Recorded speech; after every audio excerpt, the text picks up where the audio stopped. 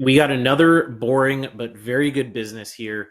This is a commercial and residential fencing company in Florida, one of the best places if you're going to buy a construction company, and listed with a brokerage that I personally like because they generally educate the seller and they have a good process for how they go about promises and what the seller can expect.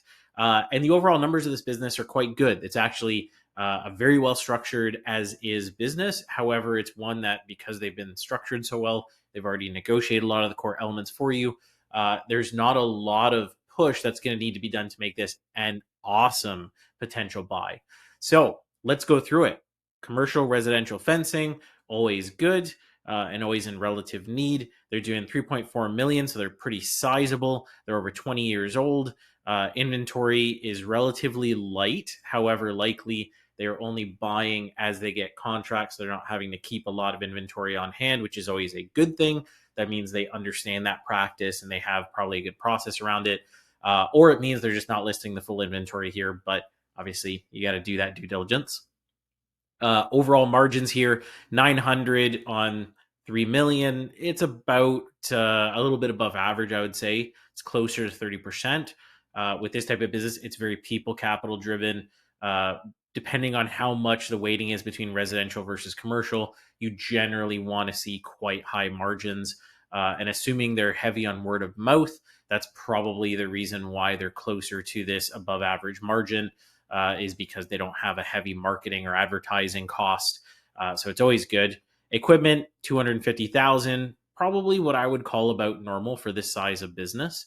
It's probably a couple trucks, a little bit of a fleet, and that's about it. And then some tools to install. So it's nothing crazy.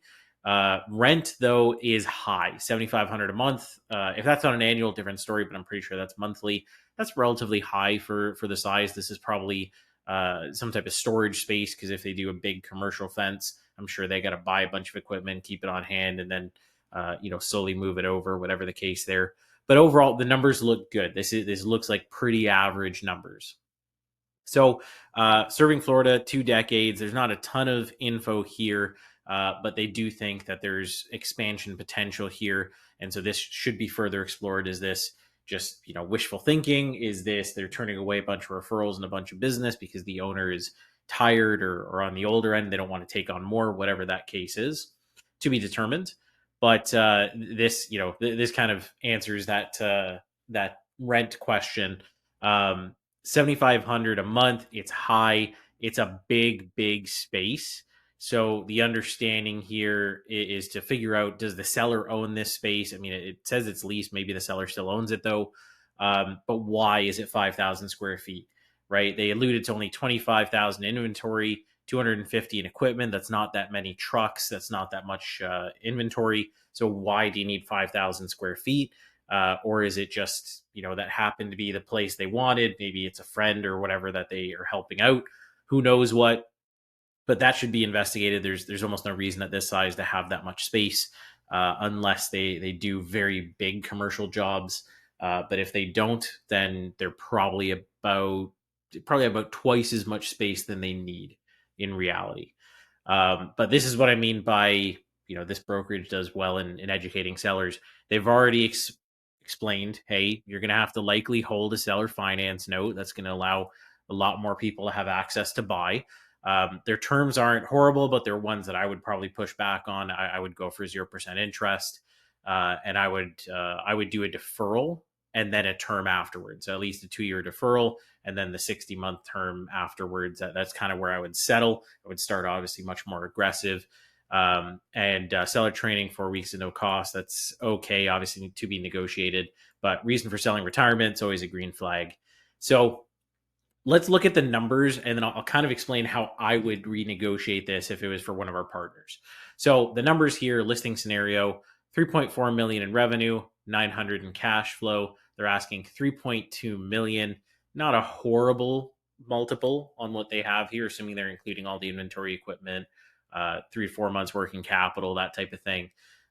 Seller finance, like I said, I would definitely push for this. No payments, no interest for the term of the SBA loan. And what you want to settle on is at least 2-year deferral, full deferral. What that means is you're not paying anything towards this for at least 2 years. Financed amount, it's a just under $3 million loan. Your seller finances for 300,000. And what that works out to here, in what that works out to here is you're paying about 490 grand a year towards debt, and you're cash flowing about 429,000. Now, some base elements to consider, some things to consider, some things to negotiate on. Number one, does this cash flow right here, does this account for a seller's salary? Does it?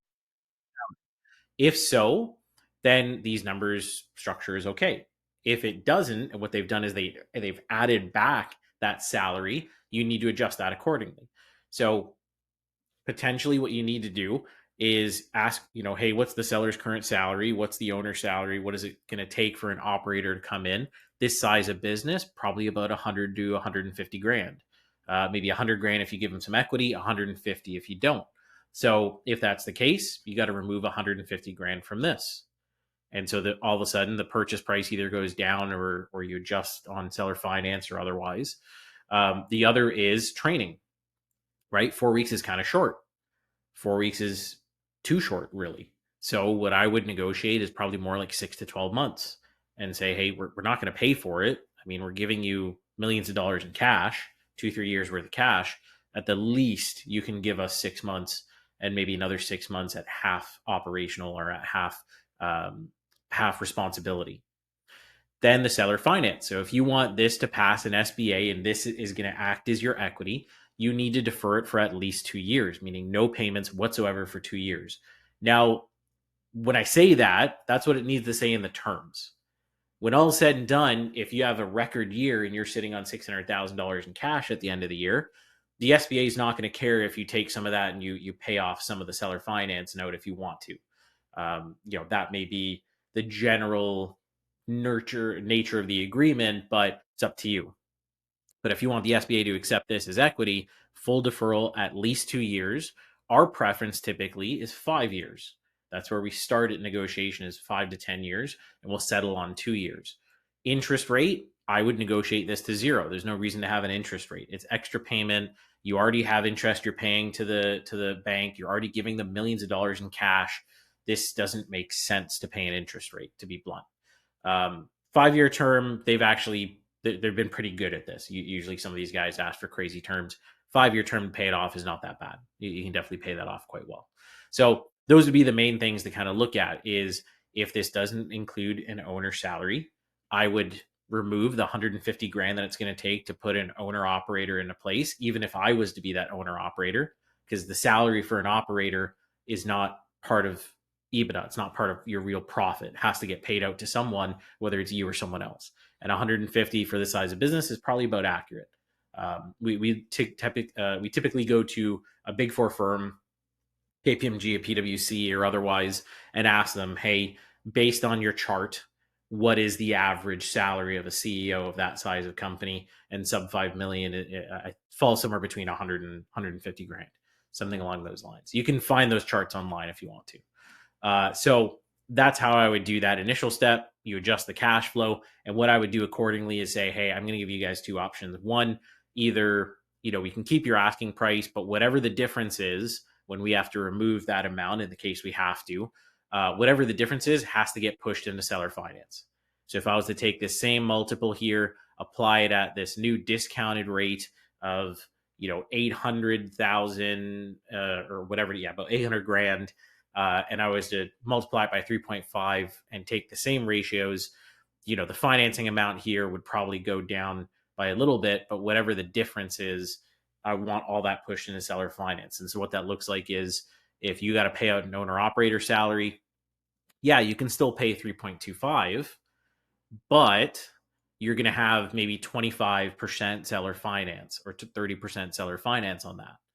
And that's just what's going to allow them to get the same purchase price without adding a bunch of risk to your debt service, and meaning you're going to cash flow a lot less at the end of the year.